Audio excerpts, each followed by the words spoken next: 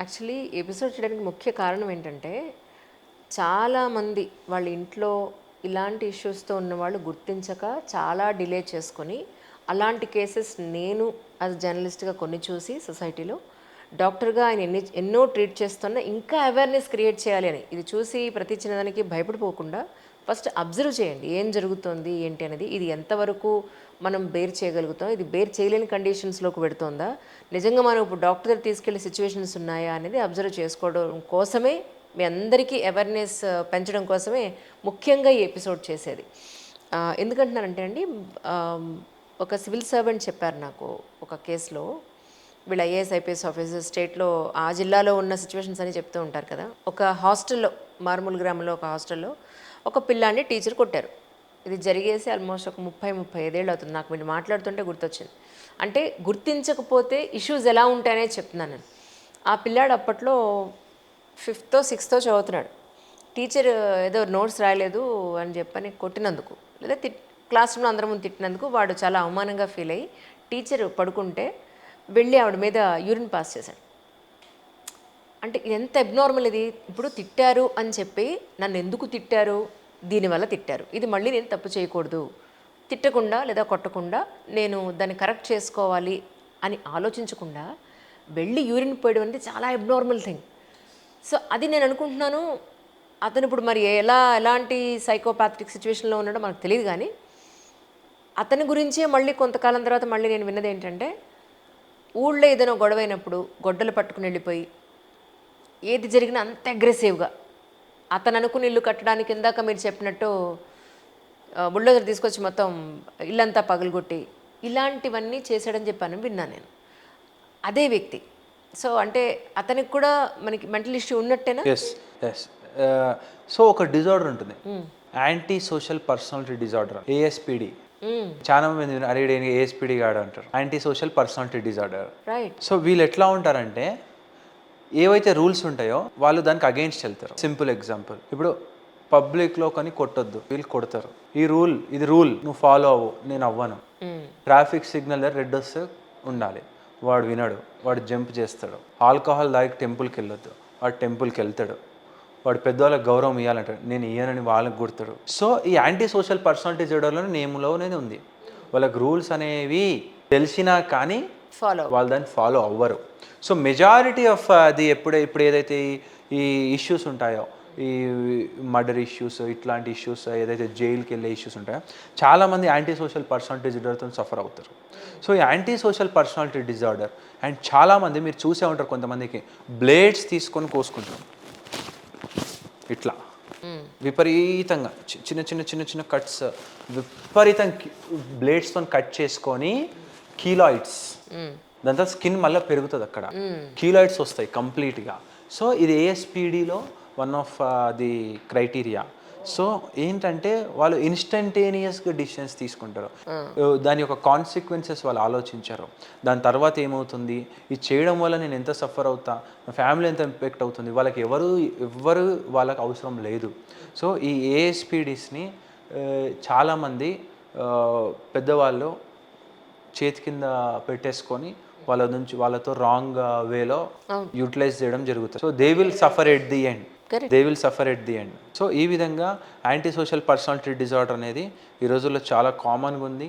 And దీనికి main reason ఏంటంటే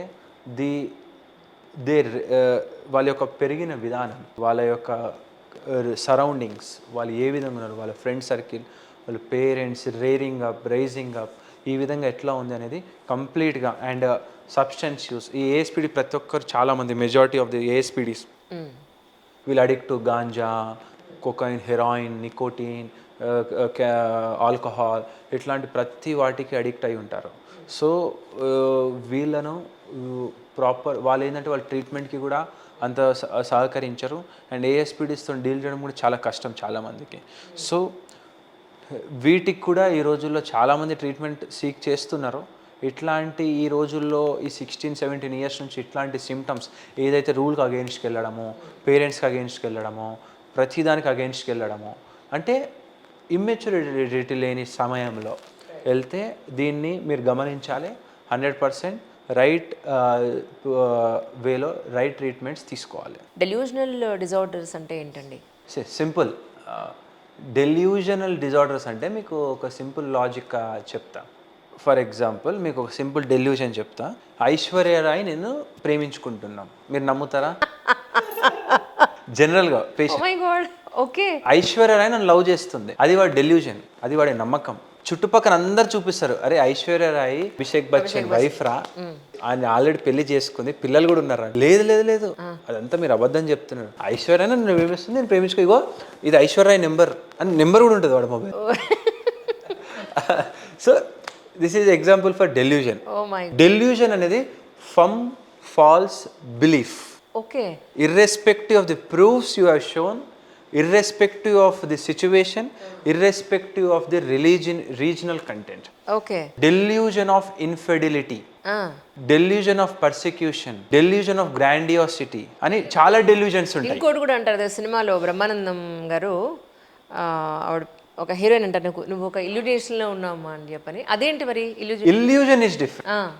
illusion is different, delusion is different. Delusion అనేది for example మీకు నైట్ టైమ్ ఒక బ్లాక్ కవర్ ఇట్లా ఇట్లా ఇట్లా ఊగుతుంది అనుకోండి, మీరు ఏమనుకుంటారు, అది అరే స్నేక్ ఏదో ఏదో తిరుగుతుంది అనుకుంటారు. కానీ మీరు రియాలిటీకి పోయి ముట్టుకుంటే that is not snake, that is cover. And మీరు బీచ్లలో కానీ మండు టెండలో వెళ్తున్నప్పుడు దూరంగా వాటర్ కనిపిస్తాయి, కానీ ఆ దగ్గర పోయినప్పుడు వాటర్ కనిపించవు. That is illusion.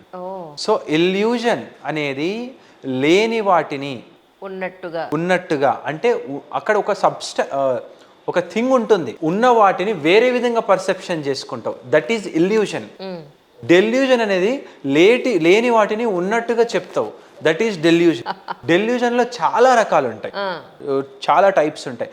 Delusion of గ్రాండియాసిటీ అంటే నేను ఈ ప్రపంచానికి అధిపతిని, ఈ యుగాన్ని నేనే కనిపెట్టిన. డెల్యూజన్ ఆఫ్ ఇన్ఫిడిలిటీ అంటే భార్య మీద అనుమానం, నువ్వు ఎవరితో తిరుగుతున్నావు, నువ్వు చేస్తున్నావు, ఆమె ఏం చేయదు పాపం, అన్ని చేసుకుంటూ తనను అరెస్ట్ చేయడం. డెల్యూజన్ ఆఫ్ పర్సిక్యూషన్ అనుమానం. డెల్యూజన్ ఆఫ్ రెఫరెన్స్, ఎవరో నన్ను ఏమో చేస్తున్నట్టు, వాళ్ళు నన్ను ఏమో చేస్తున్నట్టు గట్టిగా నమ్మడం, ఎవరో స్పై చేస్తున్నట్టు. సో ఈ డెల్యూజన్ అనేది ఒక మేజర్ డిజార్డర్. అండ్ ఈ బ్లాక్ మ్యాజిక్ థింగ్ ఉంటుంది, అది డెల్యూజన్. నేను ఎంతోమంది పీపుల్ని చూశాను, ఎంతోమందిని.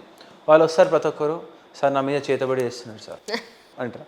ఏం చేతబడి అంటే ఏంటంటే ఇట్లా బొమ్మ తయారు చేస్తారు, ఇట్లా కూర్చుతారు అంటారు. నువ్వు చూసినావా నీ కళ్ళతోనే అంటారు. లేదు చూడలే అంటారు. మరి నీకు ఎట్లా తెలుసు బొమ్మ తయారు చేస్తారు? సినిమాలో చూసినా అంటారు. సో ఇదేంటంటే వాళ్ళు ప్రతిదాన్ని దానికే లింక్ చేస్తారు. నాకు ఇక్కడ కడుపు నొప్పి వస్తుంది, నాకు బ్యాక్ పెయిన్ వస్తుంది, నేను ఎగ్జామ్లో ఫెయిల్ అయినా, నాకు చేతబడి చేసారు. హెడేక్ వస్తుంది, నాకు చేతబడి చేసారు. ఆ డెల్యూజన్ ఎట్లా ఉంటుందంటే ఇంకా మనం ఏం చేసినా నాకు ఆ చేతబడి చేస్తున్నారు, ఎవరు చేస్తున్నారు వాళ్ళ మీద అనుమానం ఉంటుంది, ఇంక అదే అనుమానంతో బతుకుతాడు. ఇట్లాంటి డెల్యూజనల్ డిజార్డర్స్ చాలా ఉన్నాయి. ఈ డెల్యూజన్ డిజార్డర్స్ వల్ల ఎంతోమంది సతమతం అవుతున్నారు, వాళ్ళ లైఫ్లో ఏమి చేయలేని సిచ్యువేషన్. చాలామంది ఏమో ఇంకా దాని మీద ఫెయిత్ హీలర్స్ వెనకాల తిరగడము, చాలా విధంగా లాసెస్ అవ్వడము. ఇక్కడ మీరు చెప్తుంటే నాకు ఒకటి గుర్తొచ్చింది సార్. ఒక ఆయన నాకు వాట్సాప్లో ఒక రోజున వాళ్ళ మదర్ ఎక్స్పైర్ అయితే ఫోటోలన్నీ పెట్టారు. మేడం బ్లాక్ మ్యాజిక్ జరిగింది ఇక్కడ, మీకు అర్థం కావట్లేదు, దీని మీద ఒక ఎపిసోడ్ చేయాలి మీరు అని.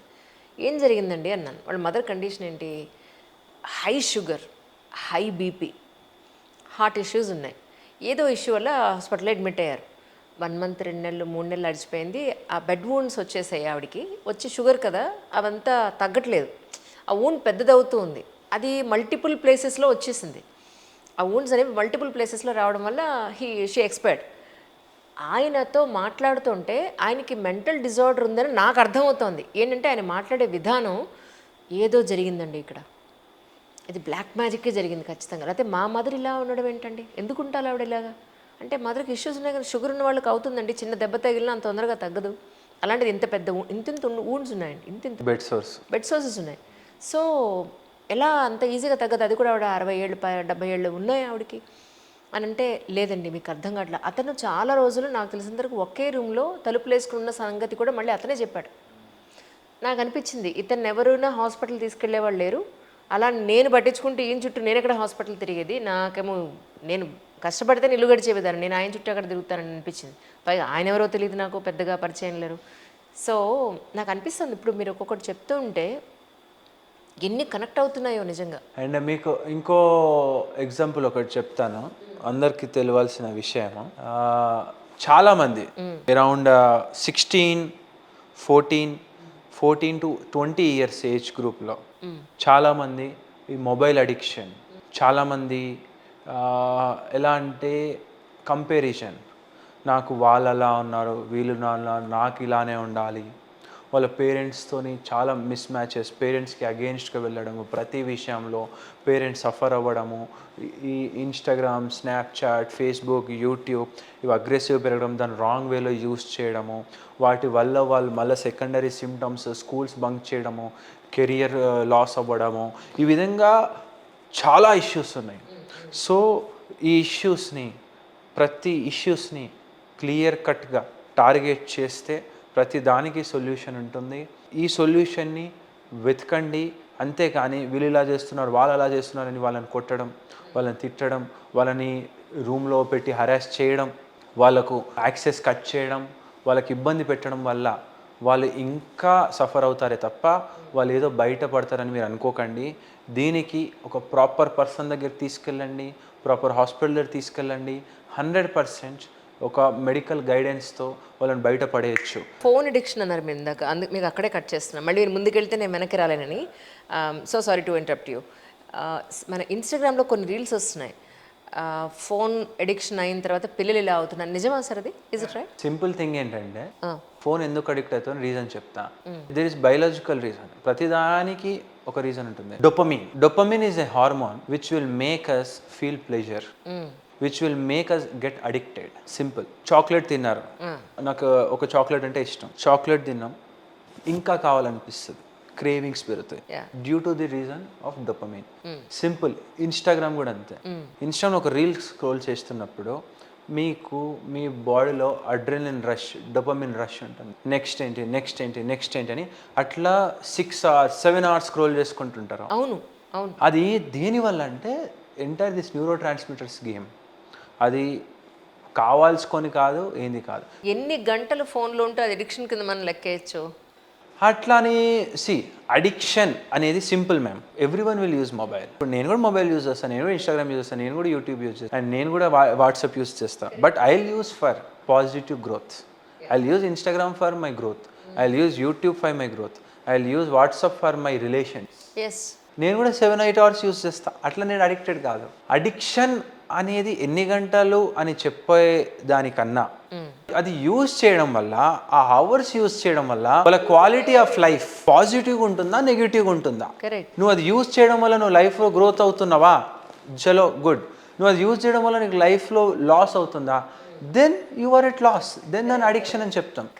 సో నేను అనేది ఏంటంటే ఎవ్రీథింగ్, ప్రతి ఒక్క దాంట్లో గుడ్ ఉంటుంది, ప్రతి ఒక్క దాంట్లో బ్యాడ్ ఉంటుంది. మనకు ఒక మనిషికి ఎంతవరకు పోతే గుడ్, ఎంతవరకు పోతే బ్యాడ్, ఇది ఏ రేంజ్లో కట్ చేయాలి, ఇది ఏ రేంజ్లో కట్ చేయాలి అనే ఒక ఇన్సైట్, అనే ఒక ఆలోచన విధానం వాళ్ళకి కలగాలి. ఇది ఏ విధంగా కలుగుతుంది? స్కూల్స్, పేరెంట్స్, ఫ్రెండ్స్ ఇవన్నీ కీ రోల్ ప్లే చేస్తాయి. నేను చాలా బిగ్ పీపుల్ని ఫాలో అవుతుంటాను అనమాట, who are successful in their life. అట్లా మన ముఖేష్ అంబానీ ఒక లైన్ చెప్తాడు, in your early 20s and late 30s, if you are not circled by a persons who talks about stocks, who talks about investment, who talks about business, you are in a wrong circle. Right. So అంటే నేను ఏమంటున్నానంటే, C ma'am, everyone, ప్రతి ఒక్కరికి 2 కాళ్ళు 2 చేతులు, ప్రతి ఒక్కరికి అవే 24 గంటలు, ప్రతి ఒక్కరికి అదే ఫ్యామిలీ, ప్రతి ఒక్కరికి ఫుడ్, బెడ్, ప్రతి ఒక్కరికి అన్ని సోర్సెస్ ఉన్నాయి. ప్రధానమంత్రి నరేంద్ర మోడీ గారికి కూడా 24 గంటలే, ముఖ్యమంత్రి గారికి 24 గంటలే, డాక్టర్కి 24 గంటలే, యాక్టర్కి 24 గంటలు. కానీ ఆ 24 hours 8 to 10 hours మనం డైలీ యాక్టివిటీస్కే పోతుంది. మిగతా 20 hours నువ్వు దేనికోసం పెడుతున్నావు టైం? ఆ టైం నువ్వు దేని మీద ఇన్వెస్ట్ చేస్తున్నావు? నువ్వు ఆ ఇన్వెస్ట్ చేసిన time with in a span of 2 years నీకు ఏం రిటర్న్స్ తెస్తుంది, కరెక్ట్. దాన్ని నువ్వు అంచనా వేసుకోగలగాలి. దాన్ని అక్కడ ప్రతి ఒక్కరు డిఫరెంట్ యా, అక్కడ మన డెవలప్మెంట్ కనిపిస్తుంది. నువ్వు ఈ రోజు ఒక 5 hours ఆఫ్ టైం ఒక దాని మీద ఇన్వెస్ట్ చేసినావు, what it is giving you in return, అది నీ యొక్క ప్రోగ్రెసివ్ గ్రోత్లో ఏ విధంగా పనికొస్తుంది అనే విధంగా ఎప్పుడైతే నువ్వు రియలైజ్ అయ్యి అంచనాలు వేసుకొని, ఎవరైతే అప్పుడు ప్రతి ఒక్క ఈ స్టూడెంట్ కానీ, బిజినెస్ మ్యాన్ కానీ, డాక్టర్ కానీ, యాక్టర్ కానీ, ఎవరైనా కానీ, ఎవరైతే వాళ్ళ టైంని ఒక ప్రాపర్ షెడ్యూల్ చేసుకుంటారో, ఎవరైతే వాళ్ళ కెరియర్ని ఒక స్ట్రక్చరైజ్డ్ విధానంలో ముందరికి తీసుకెళ్తారో, ఎవరైతే కొత్తదనాన్ని యాక్సెప్ట్ చేసి, ఫెయిల్యూర్స్ని యాక్సెప్ట్ చేసి ముందరికి మూవ్ అవుతారో, వాళ్ళు 100% ఎదుగుతారు. ఒక ఫెయిల్యూర్ వచ్చిందనో, ఒక సిచ్యువేషన్ వచ్చిందనో, ఫైనాన్సెస్ ఇబ్బంది ఉన్నాయనో, ఇంట్లో సపోర్ట్ లేదనో, ఫ్యామిలీ సపోర్ట్ లేదనో, ఎవరో ఫ్రెండ్స్ మోసం చేసినారనో, నువ్వు వాటి గురించి ఆలోచించుకుంటూ బాధపడుకుంటూ ఇంట్లో కూర్చొని నువ్వు సతమతం అవుతే ఎవరు లాస్ అవుతారు? Who will loss? You will loss. ఈ రోజుల్లో ఒకరి గురించి ఒకరికి ఆలోచించే టైం ఎవరికి లేదు. నీది నువ్వు ఎప్పుడైతే ఇవన్నీ గెట్ రీడ్ చేసుకొని ముందరికి వేసుకొని పాజిటివ్ యాటిట్యూడ్తో ముందరికి వెళ్తావో 100% you will reach the level. 100% challenges ఉంటాయి. ఛాలెంజెస్ని నిలబడి కొట్లాడాలి, నిలబడి దాన్ని ఫేస్ చేయాలి. సిచ్యువేషన్ వస్తుంది, 100% you need to win that race. అప్పుడు మీరు అనుకున్న దానికి రీచ్ అవుతారు, అన్ని విధాలుగా ఉంటుంది. అంతేగాని ప్రాబ్లం వచ్చినప్పుడు, సిచ్యువేషన్ వచ్చినప్పుడు వాటి నుంచి బయటపడడానికి ఆల్కహాల్, గాంజాయి, రాంగ్ అలవాట్లకు అలవాటు పడి దానికి అడిక్ట్ అయ్యి ఇన్ రిటర్న్ ఫ్యామిలీ సఫర్ అయ్యి ఎంటైర్ నీ లైఫ్ని స్పాయిల్ చేసుకొని ఈరోజు ఇట్లాంటి ట్రాక్లో వెళ్ళే వాళ్ళు మెజారిటీ ఆఫ్ ది పీపుల్ ఉన్నారు. సో ఇట్లాంటి ట్రాక్కి వెళ్ళకుండా పాజిటివ్ ట్రాక్కి వచ్చి ప్రతి ఒక్కరు ఈరోజు డెవలపింగ్ ఇండియాలో ఈ డెవలప్డ్ ఇండియాగా మారవాలంటే ప్రతి ఒక్కరు ఈ ట్రాక్లో ఉండాలి. అండ్ ఈ ట్రాక్లో ఉండడానికి ఓకే రాంగ్ రూట్లో పోతున్నారు, దానికి ఆపడానికి ఎన్నో హాస్పిటల్స్ ఉన్నాయి, ఎన్నో మంచి మంచి డాక్టర్స్ ఉన్నారు. వాళ్ళందరికీ అప్రోచ్ అవ్వండి, 100% విల్ గెట్ గుడ్ రిజల్ట్స్. మీ దగ్గరికి క్లినిక్కి యాక్చువల్గా ఈ ఫోన్ అడిక్షన్ గురించి ఎవరైనా తీసుకొచ్చారండి పిల్లలు? మా హాస్పిటల్స్లో వచ్చిన కేసెస్ చాలా యూనిక్ ఉంది. మొబైల్ అడిక్షన్, లైక్ ఆ మొబైల్ అడిక్షన్లో 2 క్రైటీరియాస్ ఉంటాయి.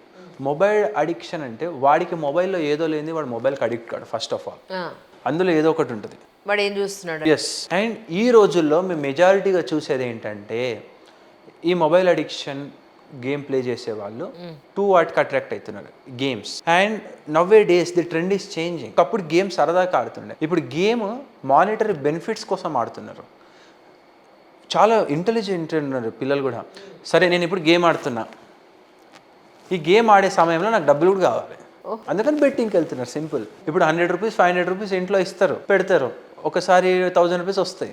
సో ఇండైరెక్ట్గా they are addicted to betting apps with a medium. The medium is mobile. My God. Mobile is a medium to connect to different social activities, whether it is any kind of addiction. So ఇక్కడ mobile addiction కన్నా the back ఎండ్లో ఏవేవైతే use చేస్తున్నారో వాడికి addict అవుతున్నారో అందులో mobile అనేది ఒక మీడియం. అండ్ ఎప్పుడైతే మీరు మొబైల్ లాంగ్ టర్మ్ యూస్ చేస్తారో, ఎప్పుడైతే మొబైల్ స్క్రీన్ అనేది యూస్ చేస్తారో, మీ బ్రెయిన్ ఏదైతే తీసుకుంటుందో, మీరు ఎప్పుడైతే ఈ మొబైల్లో రిస్ట్రిక్టెడ్ అవుతుంటారో మీరు రియాలిటీకి దూరంగా వెళ్ళిపోతారు. రియాలిటీకి దూరంగా వెళ్తారు. ఎందుకంటే ఇప్పుడు సోషల్ మీడియాలో ఏదైతే వస్తుందో, ఇప్పుడు ఫర్ ఎగ్జాంపుల్ ఈ వర్క్ చేస్తే చాలామంది ఇప్పుడు ఎందుకండి ఇప్పుడు స్కిన్ ట్యాన్ అయిందని చెప్తారు, వెంటనే గూగుల్ యూట్యూబ్ ఓపెన్ చేస్తారు, ఇన్స్టాగ్రామ్లో చూస్తారు, అక్కడ ఆ సజెషన్ ఇచ్చేదే కూడా తెలియదు, ఏమి ఇచ్చేది తెలియదు. వాని యొక్క స్తోమతను బట్టి వీడియో చూస్తాడు. వాడు టమాటా స్క్రబ్ పెట్టుకోవాలంటే ఓకే, వాని ఇంట్లో టమాటాలు అంటే స్క్రబ్ తీసుకుంటాడు, పెట్టుకుంటాడు. ఇంకోటి మెల్తాన్ మిట్టి తెచ్చుకోమంటాడు, వాని దగ్గర 100 రూపాయలు ఉంటే అది పోయి తెచ్చుకుంటాడు. ఇంకోడు వేరే పెద్ద పెద్ద బ్రాండ్స్ దగ్గరికి వెళ్ళి అక్కడికి వెళ్తారు. సో ఇక్కడ అంత థింగ్ ఏంటంటే ma'am, our brain is very unique ma'am. ఇంత అడ్వాన్స్మెంట్ ఉన్నా టిల్ నౌ రీసెర్చ్లో 5% ఆఫ్ బ్రెయిన్ కూడా ఎవరు అర్థం చేసుకోలే. మన బ్రెయిన్ ఎప్పుడు ఏ విధంగా రియాక్ట్ అవుతుందో that is very different, very big subject. Brain is very biggest ocean, millions of neurons. How every neuron reacts at what situation ఎవరు చెప్పలేరు. సో అందుకనే నిగ్రహం, అందుకనే the activities which you do like physical strain, morning exercises, daily dietary activities, committed to work, positive growth and working towards a goal. ఈ విధంగా ఎప్పుడైతే మీరు ప్రాపర్గా ఉంటారో మీ బ్రెయిన్ కొంచెమన్నా పాజిటివ్గా వర్క్ చేస్తుంది. మీకు ఎప్పుడైతే వన్ ఉండవో obviously you will attract to negative things. When you are not in positive, where you will be in negative. లైఫ్లో రెండే ఉంటాయి, either win either lose, either positive either negative. Simple. Positive ఉంటే positive, లేకుంటే నెగిటివ్లోకి పోతావు. కానీ ఈ రోజుల్లో మెజారిటీగా నెగిటివ్లోకి వెళ్తున్నారు. ఆ నెగిటివ్ నుంచి పాజిటివ్కి షిఫ్ట్ చేయడానికి మనం ఈరోజు ఈ విధంగా కష్టపడుతున్నాం. తర్వాత జిఏడి అంటే ఏంటండి actually? GAD simple ma'am, generalised anxiety disorder. Oh my god, నాకు తెలియకుండానే చాలా ఇంపార్టెంట్ పాయింట్ అడిగేశాను నేను. యాంగ్జైటీ అనేది అంటే ఒక్క విషయం చెప్తాను నేను. ఇప్పుడు మనం రేపు జర్నీ ఉంది, ఈరోజు మనకి చాలా తక్కువ టైం ఉంది, ఈ పని చేసాం ఆ పని చేసాం, ఇంటికి వచ్చేటప్పుడు ఈ లగేజ్ సర్దుకోవాలి అని ఇవన్నీ ఆలోచించేటప్పుడు ఒక హడావిడి టెన్షన్ మొదలవుతుంది. దాన్ని కూడా మనం యాంగ్జైటీ అంటామా actually? Yeah, this everyone want to listen. Yeah ma'am, anxiety ఒక లెవెల్ వరకు that is motivating factor. For example ma'am, నేను ఒక సిచ్యువేషన్ చెప్తా. మా మెడికల్ కాలేజ్లో ఆల్మోస్ట్ 150 స్టూడెంట్స్ ఉంటుంటే 150 స్టూడెంట్స్లో 130 స్టూడెంట్స్ రెగ్యులర్గా చదువుకుంటుండే. కానీ 20 స్టూడెంట్స్ ఉంటుండే ఎప్పుడు చదవకపోయేది. జస్ట్ ఎగ్జామ్ ముందర 1 మంత్ అంటే 15 days బ్యాక్ స్టార్ట్ చేస్తుండే. Full tensions. ఎట్లా అంటే వాళ్ళు 15 days పడుకోరు. డే అండ్ నైట్ బుక్స్ కొట్టేస్తారు. దేనికి? అది ముందు నుంచి చేసుకుంటే టెన్షన్ ఉండదు కదా. దెర్ ఈస్ అన్ గోల్, ఆ ఎగ్జామ్ పాస్ అవ్వాలి, అందుకని నేను ఇది చెయ్యాలి. So that is anxious. They are anxious about the exam. Anxious time వచ్చింది కాబట్టి they are working for productivity. So after the exam అయిపోయిన తర్వాత వాళ్ళు నార్మల్ అయిపోతారు. This is normal. So in this level anxiety is a motivating factor. మీకు రేపు work ఉంది, మీకు ఆ వర్క్ అవ్వాలి అని టెన్షన్ పడతారు. ఆ టెన్షన్లో మీరు అనుకున్న వర్క్స్ అన్నీ చేసేస్తారు. అల్టిమేట్గా మీకు వర్క్ అవుతుంది, దాని తర్వాత మీరు రిలాక్స్ అవుతారు. So that anxiety provoked you to do work. దాని తర్వాత యూ అచీవ్డ్. అది చాలా బ్లిస్ఫుల్ ఫీలింగ్ ఇస్తుంది. కానీ ఎగ్జామ్ అయిపోయిన తర్వాత కూడా అదే టెన్షన్ పడ్డం. మీకు ఒక కేసు చెప్తాను, యాంగ్జైటీ డిజార్డర్ ఎలా ఉంటుందో. కార్లో వెళ్తున్నా నాకు గుద్దుతే ఏమవుతుంది, అవతల బైక్ నుంచి అడ్డం వస్తే ఏమవుతుంది, నా కార్లో పెట్రోల్ అయిపోతే ఏమైపోతుంది, నా కార్ మధ్యలో బ్రేక్ డౌన్ అయితే ఏమవుతుంది, ఇంత లాంగ్ జర్నీ వెళ్తున్నా నాకు మధ్యలో పోలీసు వాళ్ళు ఆపితే ఏమవుతుంది, దొంగలు వస్తే ఏమవుతుంది, నా దగ్గర అన్ని దోచేసుకుంటే ఎట్లా బతకాలి, వాళ్ళ ఆలోచనలు అన్నీ ఇవే ఉంటాయి. ఇంకా దానికి క్వశ్చన్ చేసుకుంటారు. వంట ఆమె ఇంట్లో కుక్ చేస్తుంది, ఈ కుకింగ్ మాడిపోతే ఏమైపోతుంది, సడన్గా సిలిండర్ అయిపోతే మా ఓనర్ ఏమంటాడు, కారం అయితే ఎక్కువ ఏమవుతుంది, ఉప్పు అయితే ఎక్కువ ఏమవుతుంది అనే టెన్షన్తోని వాళ్ళు అట్లే ఉంటారు అనమాట. యాంగ్జైటీ లేదు, యాంగ్జైటీ డిజార్డర్.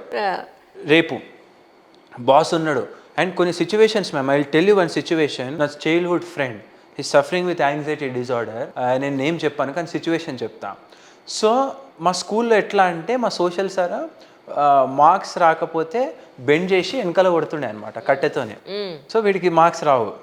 అయితే ఏమైంది, ఆ సిచ్యువేషన్ తప్పించుకోవడానికి అతను ఎంత పెద్ద గేమ్ ప్లే చేసిండంటే స్కూల్ నుంచి అతన్ని కిడ్నాప్ చేసి అడవిలోకి తీసుకుపోయి చంపడానికి చేసినట్టు సీన్ క్రియేట్ చేసి వాళ్ళ వేరే ఊరికి వెళ్ళి వాళ్ళ మమ్మీకి ఫోన్ చేసి, మమ్మీ నన్ను కిడ్నాప్ చేసిర్రు, నేను ఇక్కడ ఉన్నా అని చెప్తే వాళ్ళ మమ్మీ వాళ్ళు తీసుకెళ్ళి పోలీస్ స్టేషన్ తీసుకెళ్ళి పోలీసు వాళ్ళకి ఏం చెప్పిండంటే ఈ స్టోరీ అంతా చెప్పిండు. నేను స్కూల్ దగ్గర వెయిట్ చేస్తున్నా, ఇద్దరు వచ్చారు, మాస్క్ వేసుకున్నారు, నన్ను ఎత్తుకుపోయినారు, అడవిలోకి తీసుకుపోయి చంపాలనుకున్నారు. నేను జీన్స్ ప్యాంట్ మీద ఉండే ఫాస్ట్ రన్ చేసుకుంటే వాళ్ళతో తప్పించుకొని వచ్చేసిన అని చెప్పినాడు. అయితే వాడు దొరికిపోయిండు. ఎట్లా దొరికిపోయినాడు అంటే పోలీసు వాళ్ళకి బండి నెంబర్ చెప్పని చెప్పిండు. వీడేదో బండి నెంబర్ చెప్పిండు. ఆ బండిని ట్రేస్ చేస్తే అది కార్ కాదు, అది బైక్. సో అదంతా మా వెనకాల ఇన్వెస్టిగేషన్లో తేలింది. సో అంత పెద్ద సీన్ క్రియేట్ చేసిండు. ఎందుకు? సిచ్యువేషన్ తప్పించుకోవడానికి. ఆ యొక్క సిచ్యువేషన్ తప్పించుకోవడానికి. అండ్ మీకు ఇంకో సిచ్యువేషన్ చెప్తా. కానీ పిల్లలు ఎక్కువ ఇలా చేస్తుంటారు మ్యామ్. అది కూడా డిజార్డరేనా? GAD, general anxiety disorder, which is converting into physical symptom. My God, got it. నేను ఒక సిచ్యువేషన్ చెప్తా. చిన్న పిల్లగాడు 11 years, స్కూల్కి వెళ్తే ఫిట్స్ వస్తుంది. స్కూల్కి వెళ్ళాలి, స్కూల్ డ్రెస్ వేస్తే ఫిట్స్ వస్తుంది, స్కూల్ డ్రెస్ వేసేస్తే రాదు. అర్థమైందా? స్కూల్ డ్రెస్ లేకుండా ఇంట్లో 10 రోజులున్నా ఫిట్స్ రాదు. స్కూల్కి వెళ్ళి స్కూల్ డ్రెస్ వేస్తే ఫిట్స్ వస్తుంది, ఇంట్లో ఉంటాడు. సో ఇక్కడ ఏంటంటే school is an anxiety. Yeah. అక్కడ వెళ్తే ఏమవుతుంది, your brain will percept that as threat. నాకేదో థ్రెట్ అవుతుంది, నాకు అక్కడ పోతే ఏమవుతుంది, అది నీకు ఫిజికల్ సిమ్టమ్గా ఫిట్స్ రూపంలో వస్తుంది. యా. కొంతమందికి కడుపు నొప్పి వస్తుంది అంటారు, కొంతమంది కళ్ళు తిరిగి కింద పడతారు, రకరకాలుగా. సో జనరలైజ్డ్ యాంగ్జైటీ డిజార్డర్ అనేది చాలామంది చిన్న చిన్న వాటికి యాంగ్జైటీ అనుకుంటారు. That not anxiety.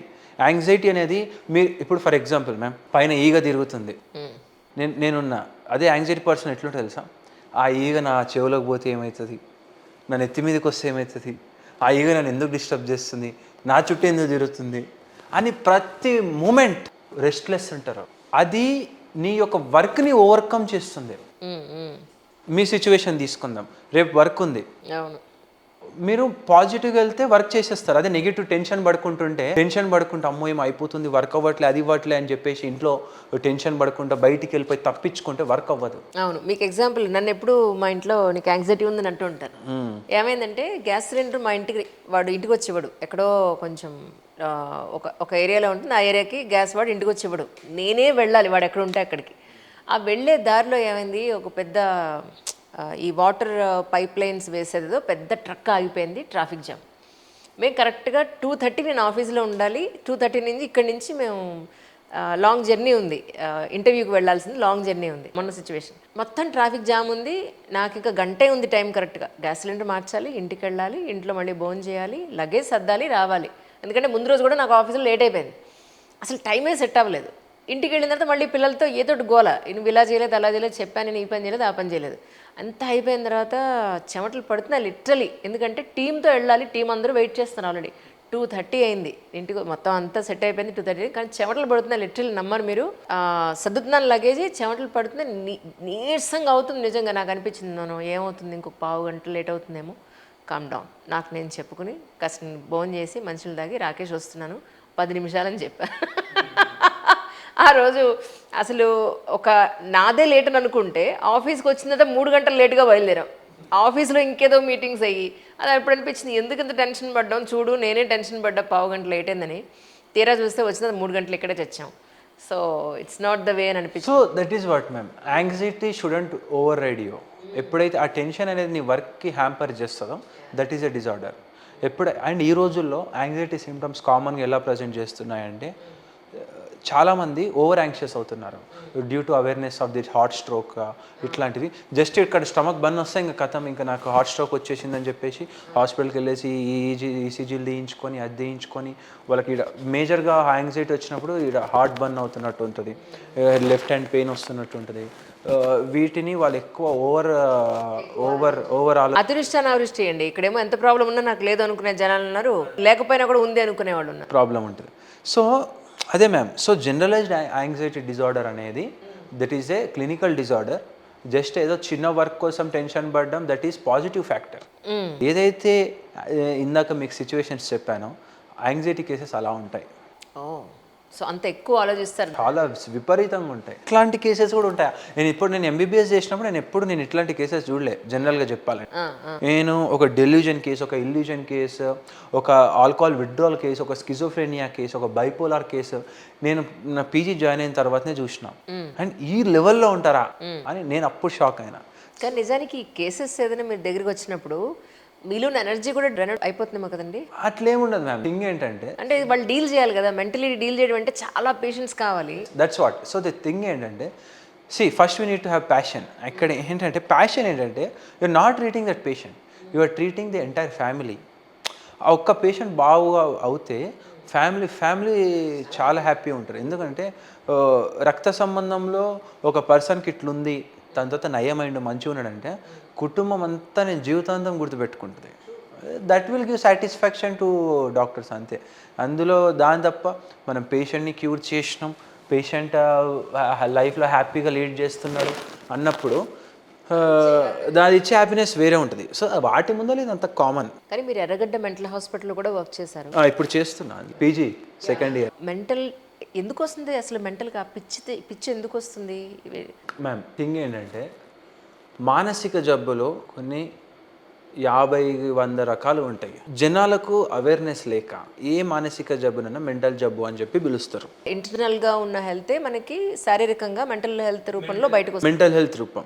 ఇప్పుడు నేను చెప్పిన ఇప్పుడు ప్రతిదీ, ఇప్పుడు స్కిజోఫ్రేనియా కావచ్చు, బైపోలర్ కావచ్చు, ఏడిహెచ్డి కావచ్చు, ఆటిజం కావచ్చు, సైకోసిస్ కావచ్చు, డెలిరియం కావచ్చు, ఆల్కహాల్ డిపెండెన్స్ కావచ్చు, కన్వర్షన్ డిజార్డర్ కావచ్చు, everything is a psychiatric illness. And వీటన్నిటిని జనరల్ పదాలు ఏమంటారు జనాలు అంటే మెంటల్ ప్రాబ్లం అంటారు. సింపుల్. అవును. Due to lack of awareness. చాలామందికి పదాలు కూడా పలకడానికి రాదు. ఒకప్పుడులాగా లేదు. 10 years బ్యాక్ ఏదైతే పేషెంట్స్ దగ్గరికి ఇష్యూస్ ఉన్నాయో, ఇప్పుడు ఏదైతే ఇష్యూస్ ఉన్నాయో ప్రతి ఒక్కరు everyone is seeking the treatment. But నేనేమంటున్నానంటే ఎర్లీ స్టేజెస్లో సీక్ చేసి అండ్ ఎర్లీ స్టేజెస్లో ట్రీట్మెంట్ తీసుకుంటే నెక్స్ట్ ఫేజ్ ఆఫ్ లైఫ్ బాగుంటుంది అనేది నా యొక్క ఉద్దేశం. అంటే మీరు ఎక్కువ మెంటల్ హాస్పిటల్ ఎలాంటి కేసెస్ ఎక్కువ చూస్తూ ఉంటారు మీరు? అన్నీ మ్యామ్, ఎట్లాంటి బుక్లో ఏమైతే కేసెస్ ఉంటాయో అన్ని రకాలు ఇంతసేపు మనం డిస్కస్ చేసుకుంటాం. అన్ని బైపోలార్, స్కిజోఫ్రేనియా, సైకోసిస్, ఏడిహెచ్డి, ఆటిజం, దాని తర్వాత కన్వర్షన్ డిజార్డర్, దాని తర్వాత యాంగ్జైటీ, డిప్రెషన్, సివియర్ డిప్రెషన్, రకరకాలుగా అన్ని రకాలుగా అయిన జబ్బులు ఉంటాయి. ఇందాక మీరు అన్నారు conversion disorder. This is one of the unique disorder. చాలా మందికి తెలియాలి. కన్వర్షన్ డిజార్డర్ అంటే చాలా డిఫరెంట్గా ఉంటుంది. చెప్తాను, ఒక సిచ్యువేషన్ చెప్తాను. వైఫ్ వాళ్ళ హస్బెండ్ చనిపోయిండు. 5 days ఆయన చనిపోయిన తర్వాత తనకు ఐ కనిపించట్లేదు. రైట్ ఐ కనపడట్లేదు. సో బ్లాంక్ అయిపోయింది. ఓకే, కనిపిస్తలేదు. ఓకే, రైట్ ఐ కనిపిస్తలేదు అని చెప్పేసి వాళ్ళ కన్నుకి ఏమైనా ప్రాబ్లం ఉందో అన్ని ఇన్వెస్టిగేషన్స్ చేసినారు. అన్నీ నార్మలే, కాకపోతే కన్ను కనిపిస్తలేదు. So this is conversion disorder.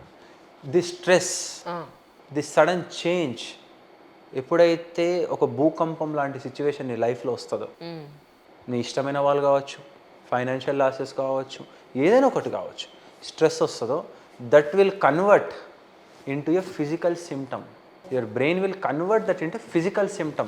అందుకనే దాన్ని కన్వర్జన్ డిజార్డర్ అంటారు. సో అట్లా ఈ ఒక్క కేసులో కన్ను కనిపించలేదు. దాన్ని ట్రీట్మెంట్ చేస్తే మళ్ళీ కన్ను వచ్చేస్తుంది. కొంతమంది పారాలిసిస్ వచ్చినట్టు చేస్తారు. నేను ఒక సిచ్యువేషన్, మా ఫ్రెండ్ వాళ్ళ మదర్ కన్వర్జన్ డిజార్డర్, నాకు ఒక లేట్ నైట్ కాల్ చేసింది. సేమ్ బ్రెయిన్ స్ట్రోక్ వచ్చినట్టు సిమ్టమ్స్ ఉన్నాయి. కాలు చేతులు లేపట్లేదు, రైట్ హ్యాండ్ లెఫ్ట్ హ్యాండ్ ఎంత లేపినా లేపట్లేదు. మళ్ళీ లెగ్స్ రైట్ హ్యాండ్ లేపుతుంది. సో జనరల్గా బ్రెయిన్ స్ట్రోక్లో ఇట్లే ఉంటాయి సిమ్టమ్స్. నేను వెంటనే ఎవాల్యుయేషన్ చేయించినాం, ఎంఆర్ఐ తీపించినాం, అంతా నార్మల్గానే ఉంది. తర్వాత ఒక 3 days మెడిసిన్స్ ఇచ్చినాం, తర్వాత లేచింది కాదు. So that is conversion disorder. Your physical stress, your psychological stress will convert into a physical symptom. That is conversion disorder. అట్లా. సో చాలామందికి కన్వర్షన్ డిజార్డర్ తెలియదు. ఈ కన్వర్జన్ తెలియక ఎక్కడెక్కడికో పోవడం, ఎక్కడెక్కడికో ట్రీట్మెంట్స్ చేసుకోవడం, అల్టిమేట్గా అసలు దాని గురించి అయినా తగ్గకపోవడము, ఏంది అంత బాగానే ఉంది. అప్పుడు అందరు ఏమనుకుంటారు, బ్లాక్ మ్యాజిక్ అని, చేతబడని, ఎవరేమో వేసినారని, మంత్రం వేసినారని తిరుగుతూ ఉంటారు. That is not the thing. So there is treatment for this and it will resolve with proper treatments. Right. తర్వాత రియాక్టివ్ అటాచ్మెంట్ డిజార్డర్ అంటే ఏంటి? అటాచ్మెంట్, అసలు అటాచ్మెంట్ ఈ రోజుల్లో ప్రతిదీ అటాచ్మెంట్. సి, మీకు భగవద్గీతలో ఒక లైన్ ఉంటుంది, when you attach to something you will detach from it. అంటే థింగ్ ఏంటంటే ఏదైతే మనం వర్క్ చేస్తామో, దేనికోసమైతే మనం వర్క్ చేస్తామో, for example if you are working on something, if you are trying to build something, if you are studying for some examination, కష్టపడేది నీ చేతిలో ఉంటుంది. ప్రతిఫలం మన చేతిలో ఉండదు. ప్రతిఫలం ఆశించి కూడా మనం పని చేయదు. సో చాలామంది ఈ రోజుల్లో ఈ యొక్క రిగ్రెట్నెస్ లైఫ్లో ఈ యొక్క ఇష్యూస్ రావడానికి అటాచ్మెంట్. నేను ఈరోజు ఐఏఎస్ ప్రిపేర్ అవుతున్నా, నేను ఐఏఎస్ కావాలి, ఐఏఎస్ కోసం నేను ఈ విధంగా నేను 100% ఉంటా, దాని తర్వాత నేను ఐఏఎస్ అయిన తర్వాత ఈ విధంగా ఉంటా, నేను నా 100% ఎఫర్ట్స్ నేను ఇస్తా, లేకుంటే ఇంకోటి చూసుకుందాం. We worked hard, results is in other hands. Correct. If it works out, we will go. కానీ చాలామంది అటాచ్మెంట్తో ఏమవుతారంటే, నాకు అదే దిక్కు, నాకు అది లేకుండా నాకు జీవితం లేదు, నా జీవితం ఎండ్ అయిపోతుంది, నా లైఫ్ బ్లంట్ అయిపోతుంది అని అటాచ్ అయ్యి చేస్తుంటారు. ఇట్లా రిలేషన్షిప్స్లో కానీ, ఫ్యామిలీ మ్యాటర్స్లో కానీ, అండ్ కెరియర్ విషయంలో కానీ నాకు అది లేకుంటే నా లైఫే లేదు, వీళ్ళు లేకుంటే నా లైఫే లేదు. This is not the thing. You are attaching. When you really love a person, the things will be different. You need to give your best. The results are not in our hands. When you love for a business, when you want to build something, నీ 100% efforts నువ్వు ఇవ్వు. అంతేగాని నేను ఇవన్నీ చేసినా నాకు results రావాలి, రాకుంటే ఎట్లా అని చెప్పేసుకుంటే ultimately you will be in failure. So this is attachment. Attachment వల్ల ఏమవుతుంది, when things won't work in your way, you will again land up into depression, anxiety, addiction, ఇట్లాంటి వాటికి గురై మళ్ళీ నిన్ను నువ్వు కోల్పోతూ ఉంటావు. ట్రూ. యాక్చువల్లీ జనరల్గా ఫ్యామిలీస్లో విమెన్ మెంటల్ హెల్త్ని ఎవరు పట్టించుకోరండి. వాళ్ళకి ఏవో ఇష్యూస్ ఉన్నా కూడా ఈవిడ ఇంతేలే ఇంట్లోనే ఉంటుందన్నది ఒక నెగ్లిజెన్సీ ఉంటుంది. నిజానికి ఏళ్ల తరబడి అదే వంట అంటే ఇప్పటి సిచ్యువేషన్స్ మేము వంట మనిషిని పెట్టుకున్నామండి, పని వాళ్ళు వచ్చేసారు, వాషింగ్ మిషన్స్ ఉన్నాయి, డిష్ వాషర్స్ ఉన్నాయి, వీటి గురించి నేను మాట్లాడట్లేదు. ఇన్ జనరలీ విమెన్ మ్యాక్సిమం ఇంట్లో ఉంటారు. అంటే మళ్ళీ మీరు యంగ్స్టర్స్ మీరు అనుకోవచ్చు మేము కాలేజీలకి బయట ఫ్రెండ్స్కి పబ్లకి ఫర్ ద చిల్లింగ్కి బయటకి మీరు వెళ్తుండొచ్చు. But mothers point of view నేను మాట్లాడుతున్నాను. మోస్ట్ ఆఫ్ ఆ వంట, ఆ 4 గోడలు, ఆ ఇంటి పని. మగవాళ్ళకి ఏముంది, బయట ఆఫీస్లో పార్టీలు, బయట తిరగడానికి సరదాగా ఫ్రెండ్స్, లేదా ఏదైనా చిన్న కోపం వచ్చినా బయటకు వెళ్ళిపోతారు. ఇంట్లోనే ఉండి బాధపడరు, బయటకు వెళ్ళి బాధపడతారు. బట్ వీళ్ళకి ఈ బాధ వచ్చినా సంతోషం వచ్చినా ఎక్కడొచ్చినా ఇంట్లోనే ఉంటుంది. సో నేను చాలామంది విమెన్లో చూశానంటే చాలా డిప్రెషన్ అనండి, లేదంటే మెంటల్ ఇష్యూస్తో బాధపడుతున్న విమెన్ నేను చాలామందిని చూసినా వాళ్ళు ఆ బాధలో ఉన్నారని నేను చెప్పినా ఇదే జీవితం కదా అని అడ్జస్ట్ అయిపోయిన వాళ్ళు చాలామంది ఉన్నారు. మీరు చూసిన విమెన్ మెంటల్ హెల్త్ ఇష్యూస్ మీ వరకు ఏమన్నా వచ్చాయా? ఏమన్నా మీరు గుర్తించిందంటే ఏం చెప్తారు? చాలా. ఇప్పుడు ఈ రోజుల్లో ఫీమేల్ ఇప్పుడు మన దగ్గరికి మన హాస్పిటల్కి రకరకాల పేషెంట్స్ వస్తుంటారు. అందులో మదర్ ఏజ్ వాళ్ళు ఉంటారు, కంప్లీట్ ఫర్ ఎగ్జాంపుల్ ఒక కేసు చెప్తే మన రీసెంట్గా వచ్చింది మన దగ్గరికి. వాళ్ళ మదర్కి స్కిజోఫ్రేనియా ఉంది. సో స్కిజోఫ్రేనియా ఉండడం వల్ల వాళ్ళని నెగ్లెక్ట్ చేసేసి అట్లే వదిలేసినారు. సో ఎండ్ స్టేజ్కి వచ్చేసింది. తను ఏం తిన్నా వామిటింగ్ చేసుకుంటుంది. సో ఏం తిన్నా వామిటింగ్ చేసుకుంటుంది ఏంటి అని చెప్పేసి ఇంక ఎండ్ స్టేజ్లో మా హాస్పిటల్కి వచ్చి అడ్మిట్ చేసినారు. సో మేమేంటి అని అన్ని ఇన్వెస్టిగేషన్స్ చేస్తే కంప్లీట్ తన స్మాల్ ఇంటెస్టైన్ అంటే పేగులు మొత్తం కుళ్ళిపోయినాయి. అంత దారుణంగా వాళ్ళని పట్టించుకోలే. ఎండ్ స్టేజ్లో తీసుకొచ్చినారు. మేము వెంటనే తను చనిపోతుంది అని చెప్పేసి వేరే హాస్పిటల్ పంపిస్తే స్పాట్ చనిపోయింది. అంటే ఇక్కడ ఏంటంటే ఈ రోజుల్లో ఒక ఇష్యూ వచ్చినప్పుడు మదర్కి కానీ ఫాదర్కి కానీ as a person and as a kid and as a husband we need to look after the issue. దాన్ని నెగ్లెక్ట్ చేసుకుంటూ పోతే దాన్ని అట్లే అది ఏ ఇష్యూ అయినా కావచ్చు, అది మెంటల్ హెల్త్ ఇష్యూ అయినా కావచ్చు, ఫిజికల్ హెల్త్ ఇష్యూ అయినా కావచ్చు, ఎప్పుడైతే మనం దాన్ని నెగ్లెక్ట్ చేసుకుంటూ పోతే అది అల్టిమేట్గా చాలా డ్రాస్టిక్ ఆన్సర్స్ అనేది ఇస్తుంది. సో నేనేమంటున్నానంటే anyone, mother or daughter or anyone who is deviating from there normal routine to something different, రోజు ఉండేదానికన్నా కొంచెం డిఫరెంట్గా ఉంటున్నారు, వాళ్ళ మీద కన్ను వేయండి. ఏం ఇష్యూ ఉంది, అసలు ఎందుకు ఈ ఇష్యూ వచ్చింది, ఆ ట్రిగరింగ్ పాయింట్ ఏంటి, వాటిని తెలుసుకొని అది మీరు మాట్లాడిన తర్వాత కూడా తగ్గనప్పుడు ఖచ్చితంగా అది ఒక డిజార్డర్ ఉండొచ్చు. వాటిని దగ్గరికి ప్రాపర్ డాక్టర్ దగ్గరికి వెళ్ళి ట్రీట్మెంట్ చేయించుకుంటే దానికి మంచి సొల్యూషన్ ఉంటుంది అండ్ అల్టిమేట్గా అందరూ ప్రాపర్గా ఉండొచ్చు. నిజంగా నార్సిస్టిక్ మెంటాలిటీ అంటే ఎలాంటి మెంటాలిటీని, బిహేవియర్స్ని మనం ఆ కేటగిరీలోకి పెట్టగలుగుతాం? నార్సిస్టిక్ మెంటాలిటీ అంటే సింపుల్ టర్మ్స్లో చెప్పాలంటే ఎవరిని కేర్ చేయకపోవడం, ఇతరుల ఫీలింగ్స్కి వాల్యూ ఇవ్వకపోవడం, తను సుపీరియర్ అనుకోవడం, ప్రతిదీ నాకే తెలుసు మీకు ఏమి తెలీదు అనుకోవడం, అండ్ ప్రతి దాంట్లో ఒక పాజిటివిటీని నాకు కావాలి అంటే ఎవ్రీవన్ షుడ్ ప్రైజ్ మీ, అందరూ నన్ను గొప్పగా అనాలి, అది అనకపోతే అగ్రెసివ్ స్పెల్స్ రావడము, అండ్ ప్రతి దాంట్లో highest self admiration, too much of ego, నేను చెప్పింది నడవాలి, నా ముందర ఎవరు కరెక్ట్ కాదు, సో ఇట్లాంటి kind of symptoms narcissistic personality కిందకి వస్తాయి. దీనికి కూడా మెడిసిన్ ఉంటుందా అండి? పర్సనాలిటీ డిజార్డర్స్కి మెడిసిన్స్ అనేవి అంత స్పెసిఫిక్గా ఉండవు, కానీ పర్సనాలిటీ డిజార్డర్స్కి థెరపీస్ అని ఉంటాయి. Cognitive behavioural therapies, personality development therapies అనేవి సెషన్స్ అనేవి ఉంటాయి. సో వీటితోని ఇంప్రూవ్మెంట్స్ వస్తాయి. సో ఈ పర్సనాలిటీ ఇట్లాంటి పర్సనాలిటీస్ వల్ల వచ్చే ఈ యాంగర్ స్పెల్స్, ఇట్లాంటి పర్సనాలిటీ వల్ల వచ్చే ఈ సెకండరీ సిమ్టమ్స్కి వాటికి మెడిసిన్స్ ఉంటాయి. కానీ ఎంటైర్ పర్సనాలిటీని చేంజ్ చేయాలి, ఒక మనిషి యొక్క వ్యక్తిత్వాన్ని చేంజ్ చేయాలి అంటే అది చాలా ఎఫర్ట్స్ పెట్టాలి కదండి. సో ఇట్ నీడ్స్ తనకు ఫస్ట్ ఉండాలి, తనకు మారాలని. నేను ఇది చేయడం వల్ల ఇతరులు హర్ట్ అవుతున్నారు, ఇది చేయడం వల్ల ఇట్లా అవుతుంది అని తను సెల్ఫ్ రియలైజేషన్ అయి తను కంట్రోల్ చేసుకోవాలి. ఇన్ కేస్ అది కానప్పుడు ఒక డాక్టర్ యొక్క గైడెన్స్లో థెరపీస్ తీసుకుంటూ ఇట్లాంటి సిచ్యువేషన్ వచ్చినప్పుడు ఏం చేయాలి, ఇలా వచ్చినప్పుడు ఏం చేయాలి అని ఒక స్ట్రక్చరైజ్డ్ ప్రోగ్రామ్ కనుక తీసుకుంటే దానికి మనము పాజిటివ్ ఫ్యాక్టర్గా ట్రీట్మెంట్ అనేది తీసుకోవచ్చు. రైట్. ఈ ట్రామా అని అనేస్తారు.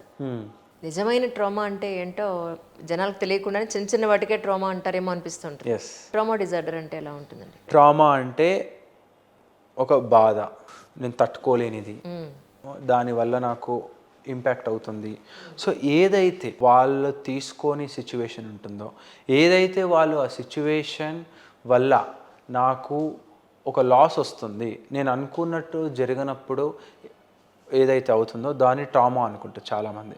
ఒక గాయం, మనసుకు తగిలిన గాయాన్ని ట్రామా అంటారు. సో అది అందరికీ ఒక విధంగా చెప్పలేం. కొంతమందికి మార్క్స్ రాకుంటే ట్రామా, కొంతమంది ఉద్యోగం రాకుంటే ట్రామా, కొంతమందికి నచ్చని వాళ్ళు లేకుంటే ట్రామా, కొంతమందికి బిజినెస్లో హై స్టేజ్లో ఉండి కూడా ఇంకా హై స్టేజ్కి వెళ్ళట్లేదనే ట్రామా. సో ట్రామా అనేది ప్రతి ఒక్కరికి is a part of life. అది లేనిది వాళ్ళ లైఫ్లో ఆ పాజిటివిటీ ఫ్యాక్టర్ అనేది ఉండదు. సో ఆ ట్రామాని నువ్వు ఏ విధంగా దాన్ని నువ్వు గ్రోత్కి యూజ్ చేసుకుంటున్నావు, ఆ ట్రామా నుంచి బయటపడడానికి నువ్వు ఎట్లాంటి కైండ్ ఆఫ్ యాక్టివిటీస్ చేస్తున్నావు, ఏ విధంగా ఆ ట్రామాని బీట్ చేస్తున్నావు అనే దాని మీద మనము మేజర్గా ఫోకస్ చేస్తే ట్రామా అనేది అంత పెద్ద ఇష్యూ ఏం కాదు. సో ఇట్లాంటి చిన్న చిన్న వాటికి కూడా ట్రామా ఫేస్ చేయడం, ప్రతి దానివల్ల సెకండరీ సిమ్టమ్స్ డిప్రెషన్లోకి కానీ యాంగ్జైటీలోకి కానీ వెళ్ళడము, అవి వచ్చినప్పుడు ఇబ్బంది. సో దానికి మనము ట్రీట్మెంట్ చేయొచ్చు. బట్ ది పర్సెప్షన్ ఏదైతే వాళ్ళ పర్సెప్షన్ ఇట్లాంటి ఈ సిచ్యువేషన్ వచ్చినప్పుడు కూడా దీనికి ఈ ప్రాబ్లంకి కూడా ఈ సొల్యూషన్ ఉంది, ఇట్లా టఫ్ సిచ్యువేషన్ వచ్చినప్పుడు కూడా దీనికి ఇలా చేయొచ్చు అనే విధంగా మనము మాట్లాడగలిగితే, వాళ్ళు అది రియలైజ్ చేసుకోగలిగితే దాని నుంచి ఈజీగా వాళ్ళు సక్సెస్ అవుతారు. సొమాటిక్ సిమ్టమ్ డిజార్డర్స్ అంటే ఏం లేదండి, వాళ్ళకి ఏంటంటే బాడీలో చేంజెస్ ఏమి ఉండవు. అంటే వాళ్ళకు లోపల ఏ ఇన్ఫెక్షన్ కానీ లోపల ఎట్లాంటి ప్రాబ్లం ఉండదు, ఎవ్రీథింగ్ ఈజ్ ఓకే. కాకపోతే వాళ్ళకు కడుపు నొప్పి కానీ, హార్ట్ పెయిన్ కానీ, లెగ్ పెయిన్స్ కానీ ఇవన్నీ వస్తుంటాయి due to the stress, psychological issues వల్ల. వాళ్ళ బ్రెయిన్ ఏం చేస్తుంది, వాళ్ళ బ్రెయిన్లో కొన్ని రీజియన్స్లో హైపర్ ఫైరింగ్ అవ్వడం వల్ల ఆ రీజియన్స్లో పెయిన్ రావడము, ఆ డిఫరెంట్ కైండ్స్ ఆఫ్ ఇల్నెస్ ఉండడము, ఈ విధంగా రావడం జరుగుతుంది. సో దీన్ని సొమాటోఫార్మ్ డిజార్డర్స్ అంటారు అనమాట. సో ఈ సొమాటోఫార్మ్ డిజార్డర్స్ వల్ల ఇన్బిల్ట్ బాడీలో ఎలాంటి ఇష్యూస్ ఉండవు, కాకపోతే మీకు ఇష్యూస్ ఉన్నట్టుగా అనిపిస్తాయి. దీన్ని సొమటైజేషన్ డిజార్డర్స్ అంటారు. దీనికి కూడా ట్రీట్మెంట్స్ అనేవి ఉంటాయి. రైట్. ఇప్పుడు వయసుతో సంబంధం లేకుండా మెమరీ లాస్ అనేది 30 years నుంచే ఎక్కువ కనిపిస్తుంది. నాకైతే మా ఫ్రెండ్స్ అడుగుతారు ఇవాళ ఎవరి ఇంటర్వ్యూ అయింది అని అంటే ఒకసారి బుక్ చూడాలి ఇవాళ ఎవరి ఇంటర్వ్యూ అయిందని. అంటే ఇది ఇప్పటిది కాదు, నేను ఆల్మోస్ట్ 20s ఉన్నప్పటి నుంచి నాకు గెస్ట్ల పేర్లు గుర్తుండవు. అది ఎంత ట్రై చేస్తానో అంత డిజాస్టర్. అది నాకు అనిపిస్తుంటుంది ఇది ఏమి నా బ్లడ్లో ఉన్నట్టుంది గెస్ట్ల పేర్లు మర్చిపోవడం అనేది. సో నిజానికి పేర్లు మర్చిపోవడం అనేది అదొక మెంటల్ ఇష్యూ కింద మనం తీసుకోవాలా? నిజమైన మెమరీ లాస్ అంటే ఏంటి? నిజమైన మెమరీ లాస్ అంటే ఏజ్ వచ్చేసి 55 years, తనకు డిమెన్షియా వచ్చింది. డిమెన్షియా అంటే మతిమరుపు. ఈ మతిమరుపుకి రీజన్ ఏంటంటే మేజర్గా మన బ్రెయిన్లో యాజ్ ఏజ్ ఇంక్రీజెస్ మన బ్రెయిన్లో కంప్లీట్గా న్యూరాన్స్ అనేవి చనిపోతూ ఉంటాయి. మన ఎంటైర్ ఇన్ఫర్మేషన్, మన గతం అంతా న్యూరాన్స్లోనే గుర్తుంటుంది.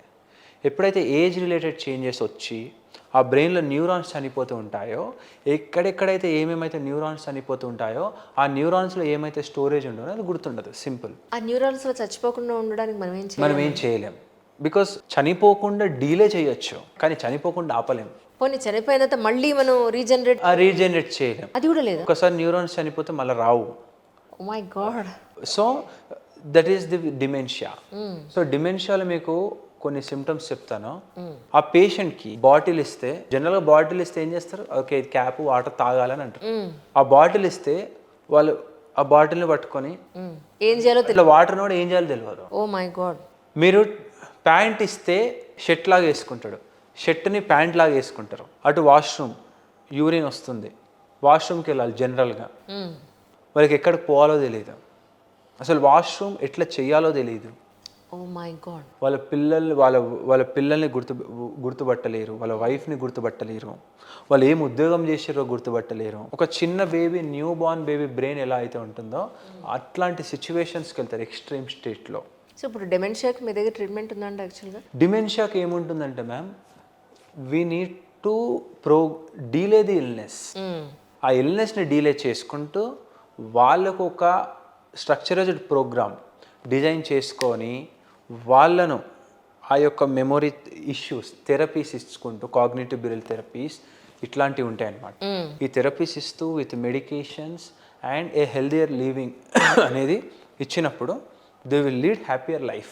ఆ విధంగా ఉంటుంది. సో చాలామంది మా దగ్గర ఇప్పుడు పేషెంట్స్ ఎట్లా వస్తున్నారంటే, వాళ్ళ ఇంట్లో డిమెన్షియా, అల్జైమర్స్, పార్కిన్సన్స్ ఇట్లాంటి డిజార్డర్స్తోని సఫర్ అవుతున్న వాళ్ళు ఈ రోజుల్లో ఓల్డ్ ఏజ్ ప్లస్ ఇట్లాంటి కోమార్బిడ్ కండిషన్స్ ఉండి ఇంట్లో వాళ్ళ పిల్లలు ఉద్యోగాలు చేసుకుంటూ అట్లా చేసుకుంటూ ఉండి వాళ్ళని టైంకి చూసుకోలేకపోవడం వల్ల వాళ్ళని మా హాస్పిటల్లో పెట్టేసి, రీహాబ్లో పెట్టేసి, వాళ్ళకు టైం టు టైం మేము చూసుకోవడం, మా టీమ్ ఆఫ్ డాక్టర్స్ చూసుకోవడం, టైంకి ఫుడ్ ఇవ్వడము, ఈ విధంగా కంప్లీట్గా మనం కేర్ అనేది తీసుకుంటున్నాం. అంటే ఫుడ్ కూడా మీ దగ్గర? మన దగ్గరనే ఉంటుంది. అవునా? ఒక వన్స్ ది పేషెంట్ అడ్మిట్ అయితే ఇంట్లో ఎట్లయితే ఉంటుందో అట్లా ఉంటుంది, ప్లస్ ట్రీట్మెంట్. అదే మేము వచ్చి ఒకసారి మీ హాస్పిటల్ టేస్ట్ చూడాలి, ఫుడ్ చూడొచ్చు, ఎలా ఉందో చూస్తాం, మేము మార్కులు ఇస్తాం.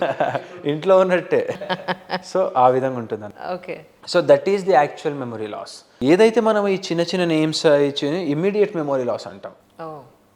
Memory loss 3 types: immediate, intermediate, delayed. చెప్పుడు చిన్నప్పుడువి అప్పుడు నాకు ఇంకా గుర్తున్నాయి సార్. ఇమ్మీడియట్ మెమొరీ లాస్కి రీజన్ ఏంటంటే due to lack of concentration, focus on work and multiple overload, stress overload ఇట్లాంటివి ఉన్నప్పుడు మెమొరీ లాస్ ఉంటుంది, కామన్. అది ఇమీడియట్ మెమొరీ లాస్ అంత టెన్షన్ పడాల్సిన అవసరం లేదు. కానీ స్లీపింగ్ అనేది ఒక 16-18 ఏళ్ల వరకు పుట్టినప్పటి నుంచి నిద్రలోనే ఎదుగుతారు.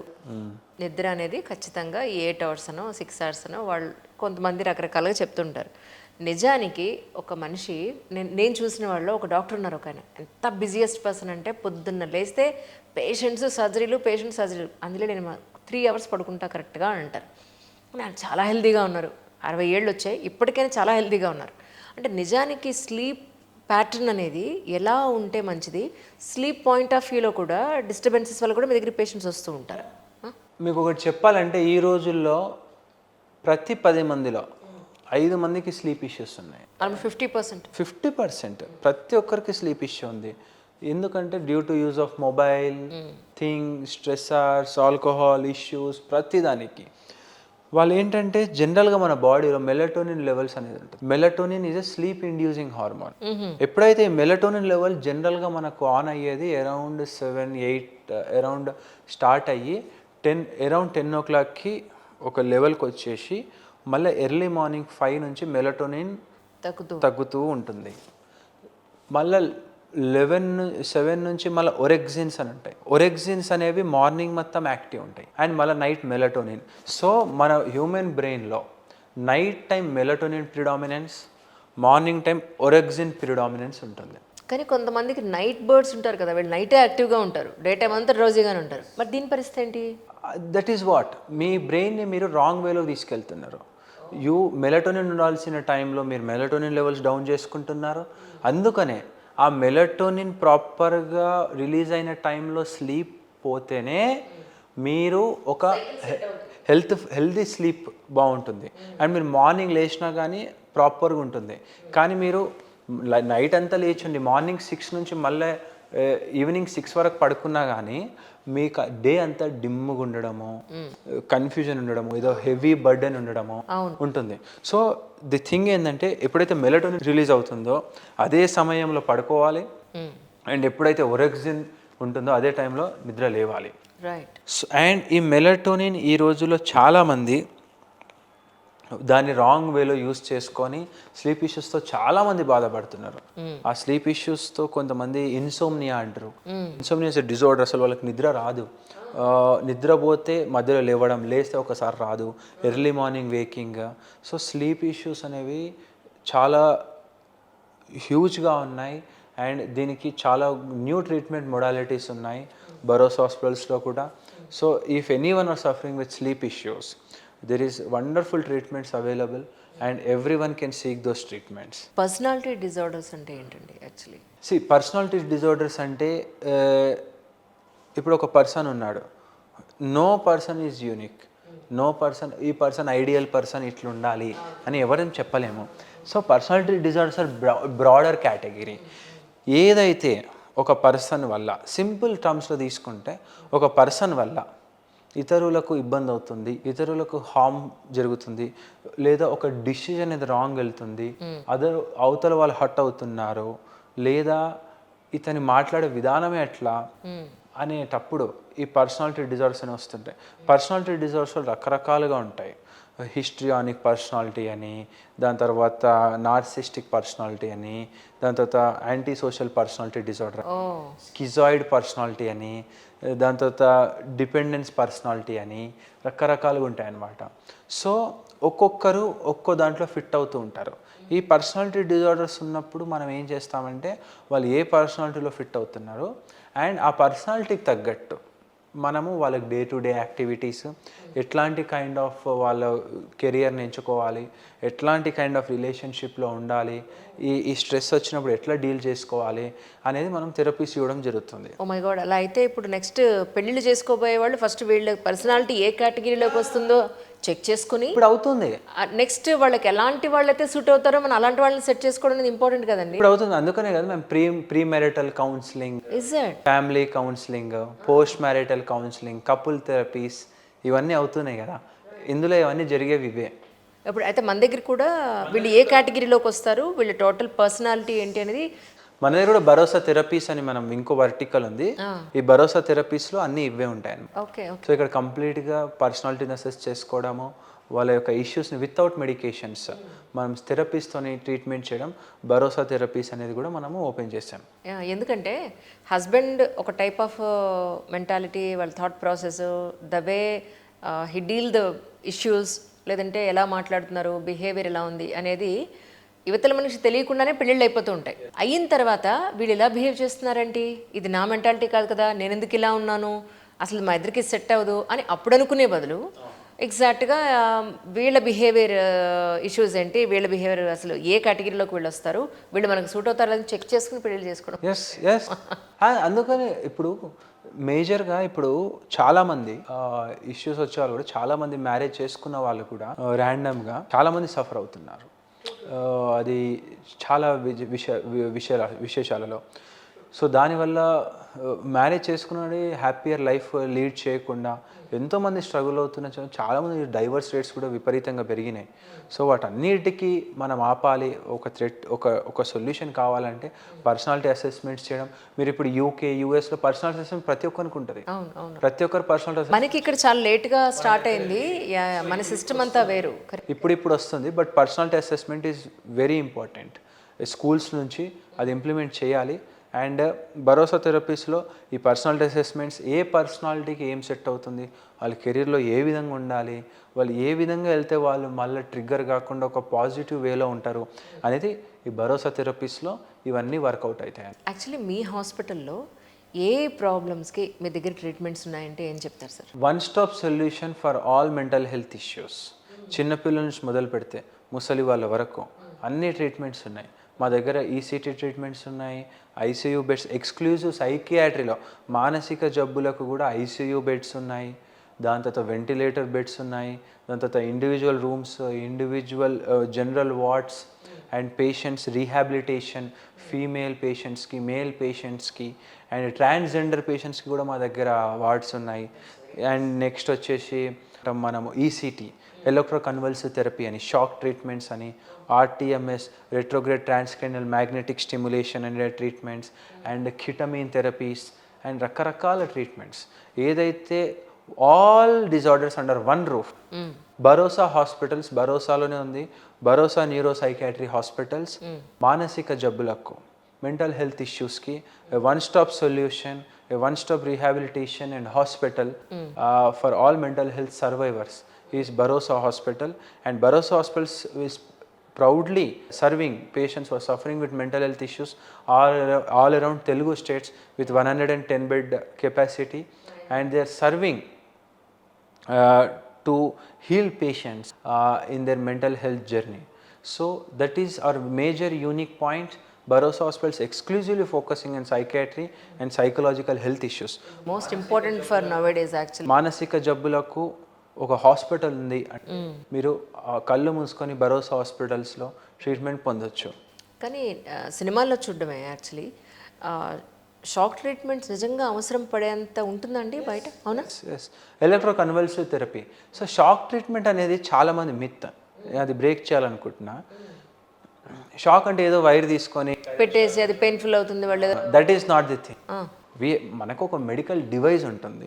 ఇప్పుడు ఎంఆర్ఐ ఎట్లనో, సిటీ ఎలానో, అట్లాగే మన షాక్ ట్రీట్మెంట్ డివైస్ ఉంటుంది.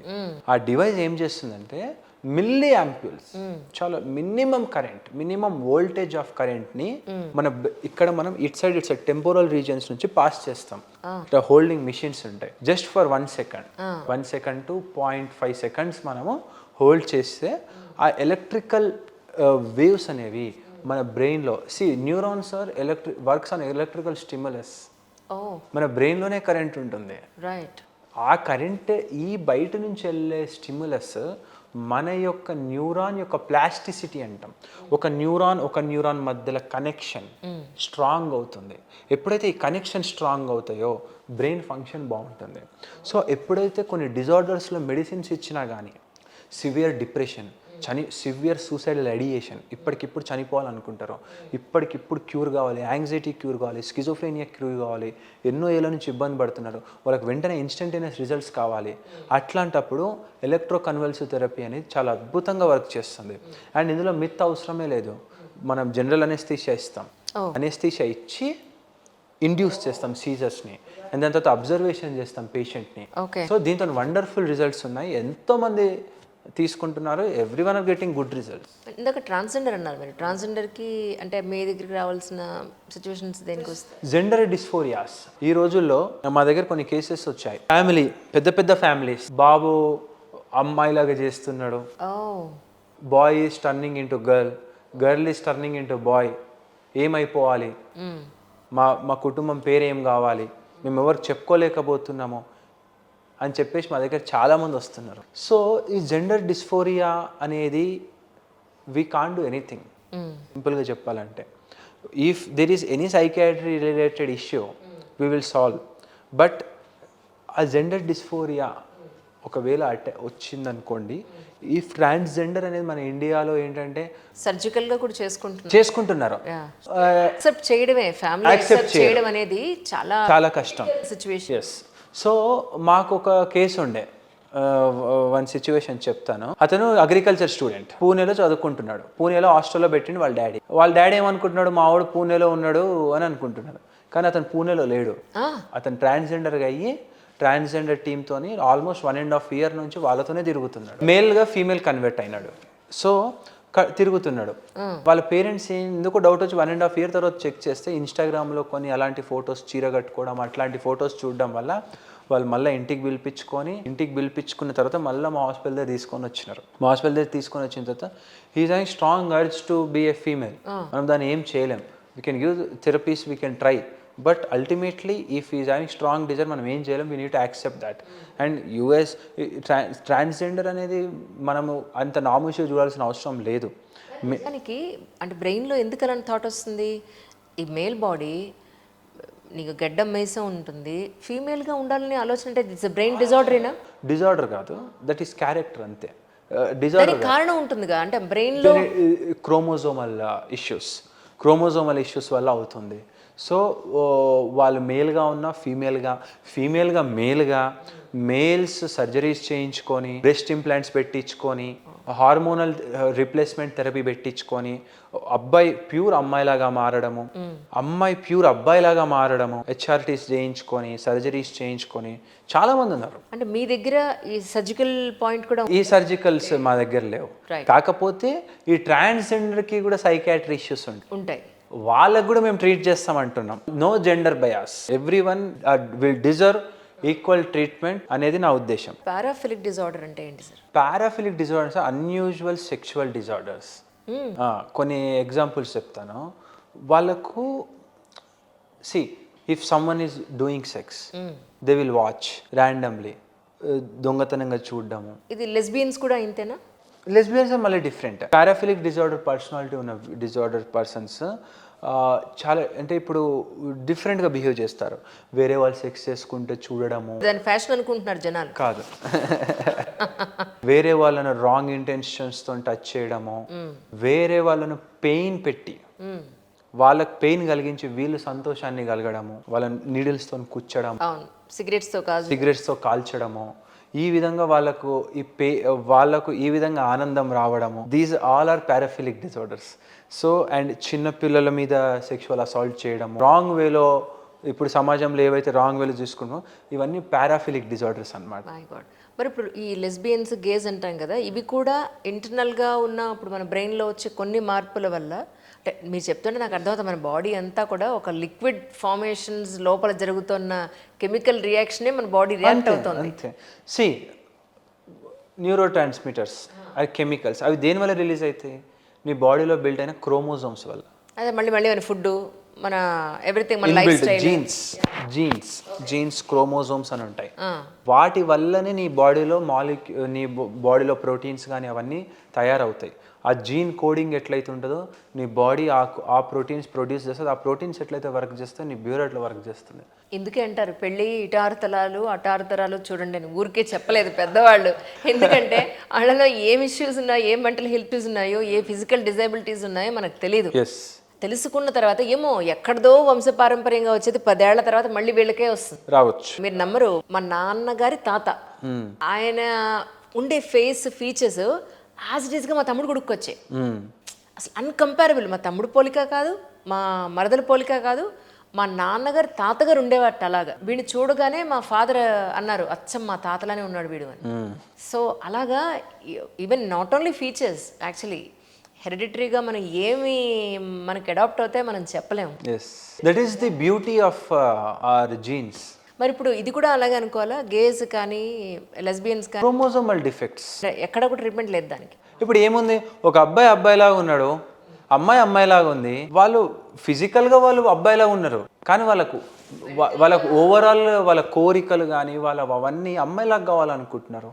ఆయన తప్పేముంది దానికి? ఈరోజు మన సమాజంలో, మన ఇండియన్ సమాజం తప్పుగా చూస్తున్నారు. సైంటిఫిక్ గా చూడాల్సిన అవసరం ఉంది. మన పిల్లాడు మన పిల్ల అని కాకుండా ఇట్స్ సైంటిఫిక్ ఇష్యూలో చూడాలి. ఇప్పుడు వేరే కంట్రీస్ లో అది పెద్ద బయాస్ ఏముండదు, ఇక్కడ బయాస్ ఉంటుంది. ఇక్కడ మన గూగుల్ ఫామ్స్ లో కానీ ఏదైనా జాబ్కి అప్లై చేసినప్పుడు కానీ మేల్ ఫీమేల్ ఉంటుంది, కానీ అదర్ జెండర్స్ అని ఏడా లేదు. అది ఇంట్రడ్యూస్ చేయాలి. కరెక్ట్, అది యాక్సెప్ట్ చేయగలగాలి. అబ్సల్యూట్లీ లేదులేండి. యాక్చువల్లీ రేవంత్ రెడ్డి గారి గవర్నమెంట్లో ట్రాన్స్జెండర్ పోలీసులను చేయడము, ట్రాఫిక్ పోలీస్ చేయడం అవన్నీ చేస్తున్నారు. ఇంకా చేయాలి. చాలా రిఫార్మ్స్ జరగాలి. తర్వాత ఓడిడి అంటే ఏంటి సార్? ఓడిడి అంటే అపోజిషనల్ డెఫిసిట్ డిజార్డర్. సో ఇక్కడ ఏంటంటే ఇది మేజర్గా చిన్నపిల్లలలో ఉంటుంది. నువ్వు పిల్లలకి ఏమైతే చెయ్యొద్దు అంటే వాళ్ళు అదే చేస్తారు. భలే కనెక్ట్ అయ్యారు సార్. మా పిల్లలకి చిన్నప్పటి నుంచి చెప్తున్నాను, ఏది చేయలేదు వాళ్ళు. ఎందుకని అంటే అది డిజార్డరేనా? Disorder is very different. ఇప్పుడు ఎట్లుంటుందంటే డిజార్డర్, నువ్వు స్కూల్కి వెళ్ళు అంటే వాళ్ళు వెళ్ళరు, చదువుకుంటే వాళ్ళు చదువుకోరు. ఎంత అంటే ఇంకా వాళ్ళని ఎంత టార్చర్ అంటే దానికోసం వాళ్ళు ఎంత దూరం అని వెళ్ళగలుగుతారు. సో ఆ విధంగా ఉంటుంది అనమాట ఓడిడి అనేది. వాళ్ళు ఇతరులను హార్మ్ చేయడం, వీడి హార్మ్ చేసుకోవడం, దానికి పోవద్దని ఆ లెవెల్లో హార్మ్ చేసుకునే వరకు వచ్చేటప్పుడు డిజార్డర్ అంటాం. ఆ పొజిషన్ చిన్నపిల్లలు జనరల్గా ఏమని అంటే వెళ్ళను అని అంటారు, పోము అని అంటారు. అవును. అంత మాత్రం డిజార్డర్ కాదు. మనం పెట్టింది తినరా అంటే వాళ్ళు తినరు, పని చెయ్యొద్దు అంటే అదే చేస్తారు, ఆడుకోవడానికి ఈ టైంలో వెళ్ళొద్దు అంటే అప్పుడే అదే టైంలో హోంవర్క్ చేయరా అంటే చేయరు, వద్దన్న పని చేస్తారు, చేయమన్న పని చేయరు. So this is ODD. So ODD కూడా ఈ రోజుల్లో చాలా కామన్ ఉంది and many patients are suffering with ODD. చిన్నపిల్లలు దీనికి కూడా ట్రీట్మెంట్స్ ఉన్నాయి అండ్ రిజల్ట్స్ కూడా మంచిగా వస్తున్నాయి. అలా అనడం కామన్, కానీ దాన్ని ఎక్స్ట్రీమ్ లెవెల్కి తీసుకెళ్ళడం అనేది ఓడిడి ప్రాబ్లం. సో స్కూల్కి వెళ్ళను, ఆ వెళ్ళకపోవడానికి ఎంతకైనా తెగించడము, ఆ ఇంట్లో హరాస్ చేయడం, కొరకడం, గిచ్చడము, ఇట్లాంటిది ఓడిడి. సో వాళ్ళ వల్ల వాళ్ళకేమి కాదు, వాళ్ళ వల్ల పేరెంట్స్ సఫర్ అవుతారు. కానీ ఏడిహెచ్డి కూడా ఎంత కామన్ అయిపోయినట్టు అయిపోయిందండి. Attention deficit hyper active disorder, ADHD కూడా ఈ రోజుల్లో చాలా కామన్గా పెరుగుతుంది. ఏడిహెచ్డి వల్ల చాలా చిన్నప్పటి నుంచే వాటిని కంట్రోల్ చేసుకుంటూ ఉండడం చాలా మంచిది. లేకపోతే ఏమవుతుందంటే ఫ్యూచర్లో ఏడిహెచ్డి వల్ల చాలా ఈ మెంటల్ హెల్త్ ఇష్యూస్ ఇండ్యూస్ రావడం జరుగుతుంది. సో అప్పుడు మనం ఏమీ చేయలేం. సో ఎనీథింగ్ ఏడిహెచ్డి కావచ్చు, ఆటిజం కావచ్చు, ఓడిడి కావచ్చు, వాళ్ళకి చిన్నప్పటి నుంచే ప్రాపర్ వేలో తీసుకెళ్తే, ప్రాపర్ వేలో థెరపీస్ ఇచ్చుకుంటూ, ప్రాపర్ వేలో ట్రీట్మెంట్ ఇస్తే వాళ్ళు నెక్స్ట్ హ్యాపీయర్ లైఫ్ అనేది లీడ్ చేస్తూ ఉంటారు. కానీ అదే మనం చిన్నప్పుడు వితౌట్ నాలెడ్జ్, వితౌట్ ఎనీథింగ్ మనం చేసుకుంటూ వెళ్తే మాత్రం అల్టిమేట్గా వాళ్ళు సఫర్ అవుతారు ఇన్ లాటర్ స్టేజెస్. సో అప్పుడు మనం పేరెంట్స్గా ఏం చేసినా కానీ వృధా అయిపోతుంది. True. So that is the thing. So అందుకనే అంటున్నా, ఏ మానసిక జబ్బైనా కానీ, ఎట్లాంటి కైండ్ ఆఫ్ ఇష్యూస్ కానీ, అది చిన్న ఏజ్ కానీ పెద్ద ఏజ్ కానీ, సడన్గా ఎప్పుడైతే బిహేవియరల్ చేంజెస్ చూస్తారో, ఎప్పుడైతే ఒక బిహేవియర్లో చేంజ్ ప్యాటర్న్ చూస్తారో, అది చిన్నపిల్లలు కావచ్చు, స్కూల్కి వెళ్ళే పిల్లలు కావచ్చు, జాబ్ చేసే వాళ్ళు కావచ్చు, పెళ్ళైన వాళ్ళు కావచ్చు, ముసలి వాళ్ళు కావచ్చు, ఎప్పుడైతే వాళ్ళ బిహేవియర్లో చేంజ్ వస్తుందో, ఉండి సడన్గా మారిపోతారో, ఉండి సడన్గా వింతగా ప్రవర్తిస్తారో, అది మానసిక జబ్బు కావచ్చు. అది ఎలాంటి జబ్బు అన్నా కావచ్చు. దానికి భరోసా హాస్పిటల్స్, భరోసా న్యూరో సైకియాట్రీ హాస్పిటల్స్లో 100% ట్రీట్మెంట్ ఎట్లాంటి వాళ్ళకన్నా ఉంటుంది. అది ఆల్కహాల్ కావచ్చు, అడిక్షన్ కావచ్చు, డిప్రెషన్ కావచ్చు, యాంగ్జైటీ కావచ్చు, బైపోలార్ కావచ్చు, స్కిజోఫ్రేనియా కావచ్చు, ఎట్లాంటి ఇష్యూస్ అన్నా కావచ్చు, భరోసా హాస్పిటల్స్ తెలుగు రాష్ట్రాలలో ఒక one stop solution for mental health care అనేది ప్రొవైడ్ చేయడం జరుగుతుంది. అండ్ రానున్నటువంటి రోజుల్లో ఇంకా ఈ ప్రాబ్లమ్స్ అన్ని పెరిగేదే కానీ తగ్గేది అయితే కాదండి. That I understand. ఎందుకంటే మనం పాశ్చాత్య దేశాల నుంచి ఎంతో ఇంపోర్ట్ చేసేసుకున్నాం. అది ఫుడ్ కావచ్చు, మన అలవాట్లు కావచ్చు, మన జీవన విధానం కావచ్చు, అంతా దాన్ని చాలా చక్కగా ఫాలో అవుతున్నాం. మన పద్ధతులు ఏవి మనం ఫాలో అవ్వకుండా. సో కమింగ్ డేస్లో ఈ స్ట్రెస్ లెవెల్స్ కానీ, ఈ మెంటల్ ఇష్యూస్ కానీ, ఇవన్నీ పెరిగేవే కానీ ఎక్కడ తగ్గేట్టు ఏం కనిపించలేదు. అన్లెస్ అంటిల్ మళ్ళీ మనం బ్యాక్ టు రూట్స్కి వెళ్ళేంత వరకు ఇది ఇలాగే ఉంటుంది. కష్టం. ఎందుకంటే due to the increasing population, lack of jobs, due to artificial intelligence, jobs కోల్పోవడము, డైలీ లైవ్లీహుడ్కి డబ్బులు సరిపోకపోవడము, చాలా రీజన్స్ ఉన్నాయి. So mental health issues are major concern nowadays. ఎట్లయితే ఫిజికల్ హెల్త్ ఇష్యూ ఉందో, మెంటల్ హెల్త్ ఇష్యూస్ కూడా జబ్బులే. వాటికి ట్రీట్మెంట్ కావాల్సిందే. అండ్ రైట్ ట్రీట్మెంట్, రైట్ వేలో, ఒక మానసిక జబ్బులకు కూడా ఒక అద్భుతమైన ఇన్ఫ్రాస్ట్రక్చర్తో ఒక హాస్పిటల్, వాళ్ళు కూడా they deserve the better infrastructure. So that is the infrastructure we are providing at Bharosa hospitals. So Bharosa hospitals will never ever hesitate to treat the patients who are suffering with mental health disorders now and in future. So this is how it's going. Absolutely. Thank you so much. Such a useful content అండి really. ఎక్కువ time తీసుకుంటే కాస్త ఏమనుకోదు, క్షమించాలి. Viewers, మీకు ఏదైనా doubts ఉన్నా కూడా కింద కమెంట్ సెషన్లో కమెంట్ చేయండి. నెక్స్ట్ ఎపిసోడ్లో మీ డౌట్స్ అన్ని క్లారిఫై చేసే అవకాశం డెఫినెట్గా డాక్టర్ గారు మాకు ఇస్తారని కోరుకుంటున్నాను. Thank you sir. Thank you ma'am. Thank you.